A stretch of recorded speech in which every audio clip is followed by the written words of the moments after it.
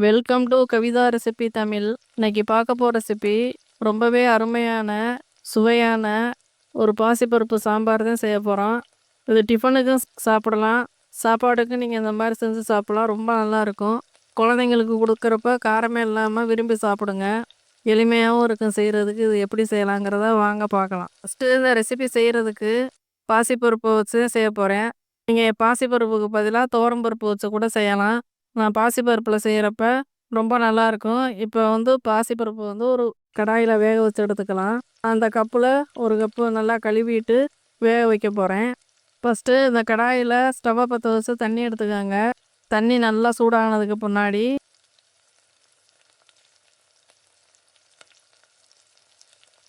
இப்போ நம்ம பாசிப்பருப்பை நல்லா கழுவிட்டு கப்பில் எடுத்துருக்கேன். இந்த ஒரு கப்பு பாசிப்பருப்பையும் நல்லா கழுவிக்கிறேன். கழுவிட்டு இது கூட சேர்த்துக்கலாம்.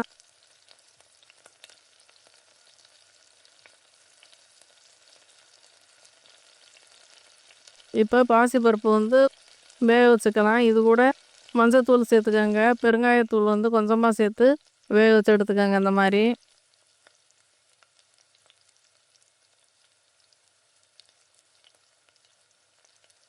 நான் மஞ்சத்தூள் இப்போ சேர்க்கலை. ஏன்னா பொடியில் சாம்பார் பொடியில் மஞ்சத்தூள் நான் சேர்த்து அரைச்சதுனால இப்போ பருப்பை சும்மா வேக வச்சு எடுத்துக்கிறேன், மஞ்சத்தூள் சேர்க்காம. இப்போ கொஞ்சம் வெந்திருக்கு பாசிப்பருப்பு, பாதி வேக்காடு. இப்போ இது கூட வெங்காயம், தக்காளி, பச்சை மிளகாயெல்லாம் சேர்த்து வேக வச்சுக்கலாம். இது கூட கொஞ்சமாக லைட்டாக உப்பு போட்டு நல்லா வேக வச்சுக்கிறேன். இப்போ மூடி போட்டு வச்சுக்கலாம். கொஞ்ச நேரம் வேகட்டும். ஸ்டவ்வை லோ ஃப்ளேம்லேயே வச்சுருங்க. பொங்கி வராமல் செக் பண்ணி பார்த்துக்கோங்க இடையில இடையில.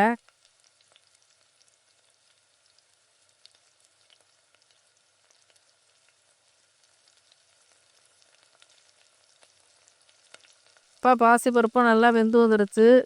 இப்போ நான் காய் எந்த காய் வேணாலும் நீங்கள் சேர்த்துக்கோங்க. நான் முருங்கைக்காய், கத்திரிக்காய், கேரட்டு, பீன்ஸு இந்த காயை நான் நல்லா பொடியாக கட் பண்ணிவிட்டு இது கூட சேர்த்துக்க போகிறேன். சேர்த்துட்டு காயில் நான்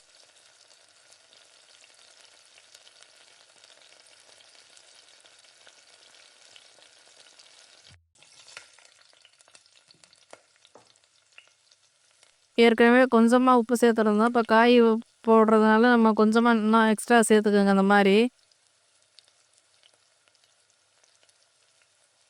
சேர்த்து நல்லா வேகட்டும். பாசிப்பருப்பு ஒரு 3/4 அளவு வெந்திருக்கு. இப்போ காயை போட்டு நல்லா வேக விட்டுக்கலாம். நல்லா குழைய வேகட்டும். பருப்பு காயோடு சேர்ந்து வேகிறப்ப நல்லாயிருக்கும். ஏன்னா பாசிப்பருப்பு முழுசாக இருந்தால் நல்லா இருக்காது சாம்பார். அதனால கொஞ்சம் நல்லா வரட்டும், வெந்து வரட்டும். இப்போ காய் நல்லா கலந்து விட்டு நல்லா மூடி போட்டு வச்சாச்சு. ஒரு 5 நிமிஷம் ஆகட்டும், நல்லா வெந்து வரட்டும். இப்போ நல்லா வெந்து வந்திருக்கு. ஒரு 5 நிமிஷம் ஆயிடுச்சு. இப்போ திறந்து பார்க்கலாம்.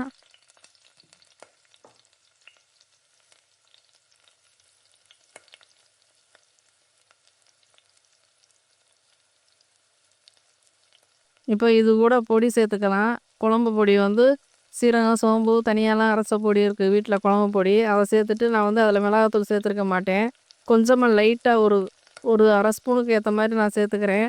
ஏன்னா நான் மிளகா கம்மியாக தான் சேர்ப்பேன். அதனால் கொஞ்சமாக சேர்த்து இந்த மாதிரி நல்லா கலந்து விட்டு இந்த மசாலா வாசனையெல்லாம் போகட்டும். அப்போ தான் நல்லாயிருக்கும்.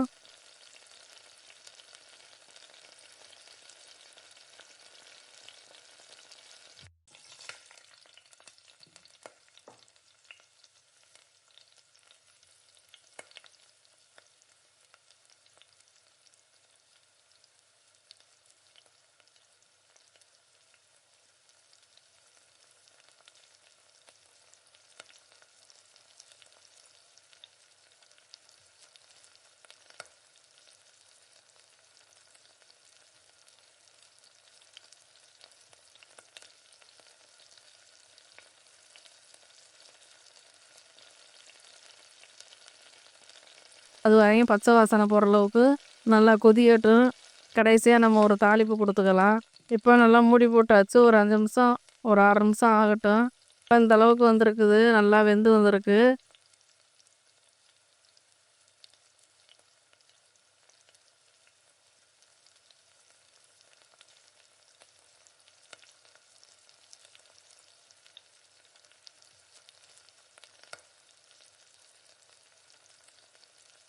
நல்லா மசாலா வாசனைலாம், பச்சை வாசனைலாம் போய் நல்லா வந்திருக்கு. இப்போ நல்லா அடி பிடிக்காமல் நல்லா கலந்து விட்டு எந்த அளவுக்கு தண்ணி தேவையோ அதுக்கேற்ற மாதிரி கூட்டி குறைச்சி சேர்த்துக்கோங்க. அடி பிடிக்காத அளவுக்கு நல்லா கலந்து விட்டுட்டு இந்த பக்கம் ஒரு தாளிப்பு கொடுத்துக்கலாம். இப்போ இந்த பக்கம் ஒரு பேனில்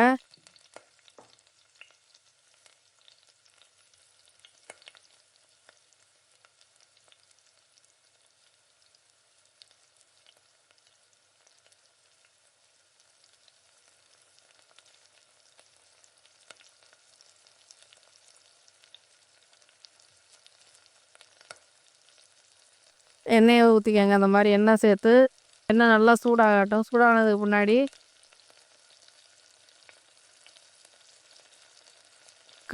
கொஞ்சமாக கடுகு சேர்த்துட்டு கொஞ்சம் ஈரமாக இருந்துச்சு, அதனால் நான் அந்த ஈரம் போகட்டும் அது வரையும் வெயிட் பண்ணிவிட்டு எண்ணெய் சேர்த்துக்கிறேன்.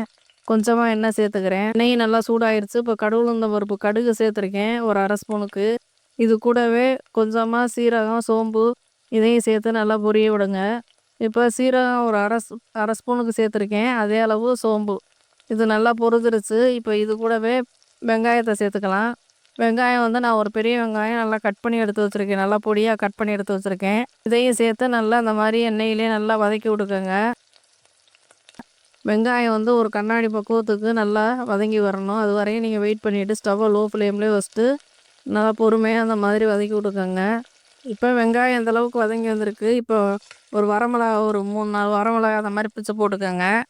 நான் அந்த மிளகாயிலே நீட்ட மிளகா இருந்தாலும் நீங்கள் சேர்த்துக்கலாம். நான் வந்து குண்டு மிளகாவே சேர்த்துருக்கேன். இப்போ இது கூட கருவேப்பிலை இதை சேர்த்து நல்லா வதக்கி விட்டுட்டு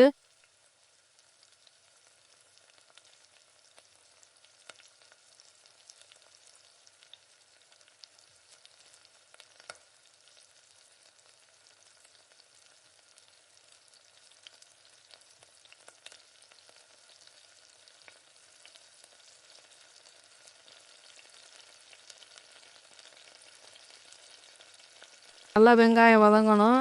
அப்போதான் சாம்பார் வந்து நல்லா மணமாக இருக்கும். அதனால் கொஞ்சம் நேரம் வதக்கி விட்டுக்கோங்க. அந்த மாதிரி நல்லா வதங்கட்டும். ஒரு 2 நிமிஷம் ஒரு 3 நிமிஷம் அப்படின்னா வதங்க விடுங்க.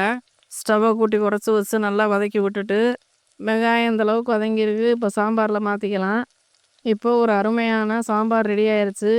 நீங்கள் சாப்பாட்டுக்கு மட்டும் இல்லை, டிஃபனுக்கும் சாப்பிடலாம், சாப்பாட்டுக்கும் சாப்பிட்லாம்.